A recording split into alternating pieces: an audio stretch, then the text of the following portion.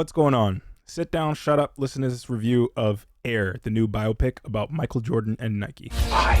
But a shoe is just a shoe. Until my son steps into it. It's not exactly what you would think it is. It's not a story centered on Michael Jordan. It's actually more centered around Nike and how Nike had to fight to get Michael Jordan's signature as a sponsor, which was kind of cool to see. I had never really known the story before, but it was kind of eye-opening to understand. So you got Ben Affleck directing and starring in the movie. He's a supporting character. He plays Phil Knight, who's the CEO of Nike. And then you have Matt Damon, who plays Sonny Vaccaro, who is a talent scout for Nike, searching talent to sponsor for the brand. And they're kind of in this situation where Nike has like 17% of the market share for shoes, which if you think about it now, for basketball specifically, if you think about it now, that's insane to think about. Adidas was running the game and Converse was running the game. It was just really interesting to see the entire story play out. Nike's basketball department's like about to go to shit and about to be dismantled, and they have to do their best to keep it afloat. And the one hope that they have is Michael Jordan. Sonny Vaccaro, played by Matt Damon, decides to put all of his money, all of the budget that he has on sponsoring Michael Jordan.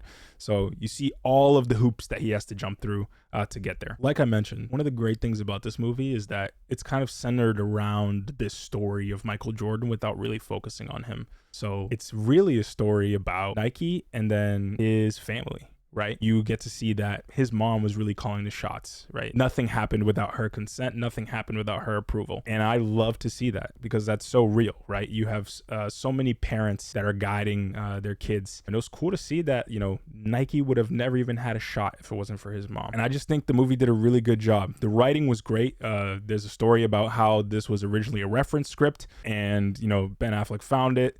And they took it apart and they made different changes and whatnot, but they ended up giving sole credit to the original writer, which is awesome and a way to pay it forward to future writers. And someone did it for Ben Affleck, so he said, I'm going to do it for you. The story about this is great.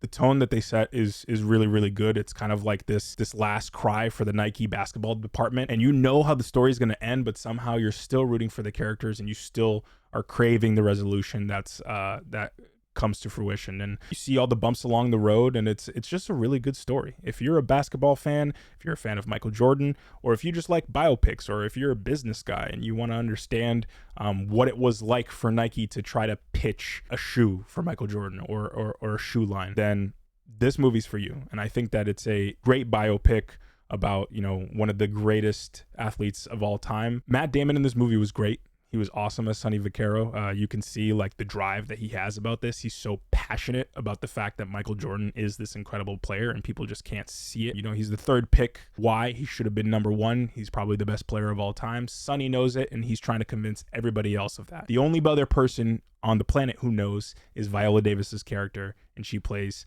Michael's mom. And you can see the way that they talk about Michael with their conviction.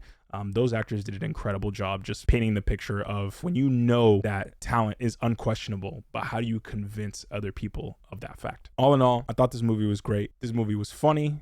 This movie was touching, touch of desperation, you know, a little bit of anxiety, even though you know what the resolution is going to be. And it was a good time, man. It's another popcorn flick, really. It's a biopic, but it's a popcorn flick. I'd probably say this movie gets a solid 8.1 out of 10. That's the review. Thanks for watching.